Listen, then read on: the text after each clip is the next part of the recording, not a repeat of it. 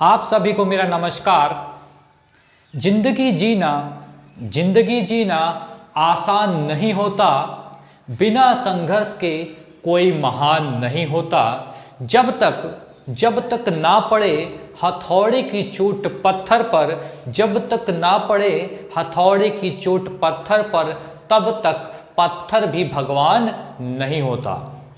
हम लोग आज पढ़ेंगे इंडियन पॉलिटी, और इंडियन पॉलिटी के अंतर्गत हमने पिछली क्लासेस में समझा कि हमारे देश को आज़ादी की बात की, संविधान की बात की कि हमारा देश 15 अगस्त 1947 को आज़ाद हुआ। उसके बाद जो है हमारे वहाँ संविधान लागू होता है, 26 जनवरी 1950 को संविधान लागू होता है। इस पर हमने कई सारी बातें की, लेकिन आज कुछ ऐसी महत्वपूर्ण चीज़ों पे हम चर्चा करेंगे जिन चीज़ों को हम क्या करते हैं, इग्नोर कर देते हैं एग्जाम में। उससे पहले हम इग्नोर कर देते हैं, इन चीज़ों पे ध्यान नहीं देते हैं। अब ध्यान न देने के कारण है हमारा इंटरेस्ट नहीं होता, इसलिए हम ध्यान नहीं देते हैं, या फिर इन चीज़ों को हम महत्व नहीं देते। लेकिन एग्जाम के पॉइंट ऑफ व्यू से बात करें तो बहुत मोस्ट इंपॉर्टेंट है, और दूसरी चीज़ है लेटेस्ट पैटर्न है उसके अनुसार भी बहुत ज़्यादा इंपॉर्टेंट है। तो इसके अंतर्गत हम बात करेंगे आज स्वतंत्रता पूर्व गठित अंतरिम मंत्रिमंडल 1946, और उसके अलावा स्वतंत्र भारत का पहला मंत्रिमंडल 1947। जैसे कि हमारा भारत स्वतंत्र हुआ 15 अगस्त 1947 को, तो इससे पूर्व भी क्या हुआ था, अंतरिम सरकार का गठन हुआ था। बात करें तो द्वितीय विश्व युद्ध से भारत स्वतंत्र होना लगभग निर्धारित हो गया था, तय हो गया था कि भारत स्वतंत्र हो जाएगा, क्योंकि भारतीयों का एक दबाव बन चुका था अंग्रेजों पर। ठीक है, तो यहाँ पर निश्चित हो चुका था कि भारत स्वतंत्र होगा, और इसकी स्वतंत्रता, भारत को स्वतंत्र कैसे किया जाए, तो इसके लिए क्या किया गया कि कैबिनेट मिशन को 1946 में भारत भेजा गया।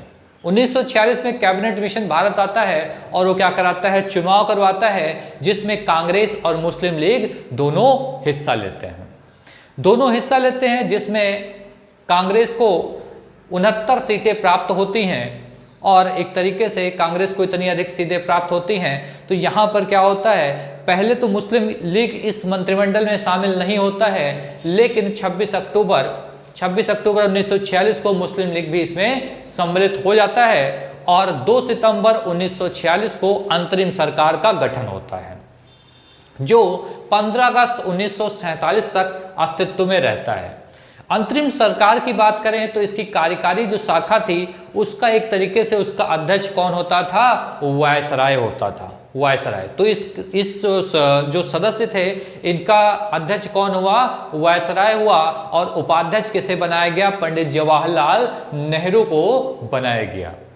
तो इस तरीके से हम बात करें तो जो अंतरिम सरकार का गठन किया गया, उसमें 15 सदस्यों को शामिल किया गया।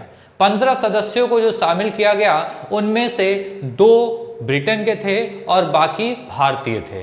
ब्रिटेन के कौन थे, हमने अभी बात की वायसराय, तो वायसराय उसका प्रमुख था। तो वायसराय कौन बना, विस्कोंट बेवल जो है उसे वायसराय बनाया गया। उसके अलावा क्लॉड आचिनलेक क्या बनाया गया, कमांडर इन चीफ। 2 ब्रिटेन के थे, कौन, विस्कोंट बेवल और क्लॉड आचिनलेक जो है ये ब्रिटेन के थे। उसके अलावा पंडित जवाहरलाल नेहरू को उसका क्या बनाया गया, वाइस प्रेसिडेंट बनाया गया। उसके अलावा अब यहाँ पर जब इस अंतरिम सरकार का गठन किया गया, तो यहीं से हमारे एग्जाम में क्वेश्चन बनता है, मंत्रिमंडल पूछ लिया जाता है, पूछा था उसके मंत्री कौन थे। तो यहाँ पर देखिएगा, बात करते हैं स्वतंत्र पूर्व गठित अंतरिम मंत्रिमंडल की। सबसे पहले जवाहरलाल नेहरू, जिसे हमने अभी बात की, 2 सदस्य हमने बात कर ली जो ब्रिटेन के थे, एक वायसराय थे, वे कमांडर इन चीफ थे। ठीक, दोनों के नाम हमने चर्चा की।